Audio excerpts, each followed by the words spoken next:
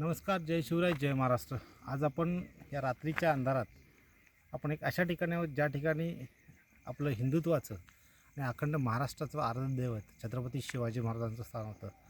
म्हणजे आज शिवजयंती आहे. शिवजयंतीनिमित्ताने आपण रायगडावर आलो आहे.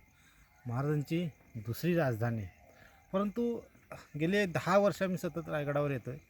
परंतु आजची स्थिती जी मनाला टोचली, कुठेतरी लागली, ती फार वाईट होती. असं हे होतं की दरवर्षी फार लाईट असते, चांगल्या सोयीसुविधा असतात, रोषणाई असते आणि आपण मागच्या साईडला जगदीश्वराचं मंदिरसुद्धा बघतो आहे. आपण नगारखान्याकडून आलो, आपण तलावाकडून आलो, आपण शिरकाई मंदिराकडून आलो, सगळ्या गोष्टी बघितल्या. परंतु फार वाईट वाटलं की जी दरवर्षी लाईटची सोय असते, रस्त्यावरचे खांब असतील, मंदिराला रोषणाई असेल किंवा परिसर असेल रायगडावरील, त्यात कुठेही बघायला मिळालं. कारण का असेल ते जाणकार माहीत असेलच.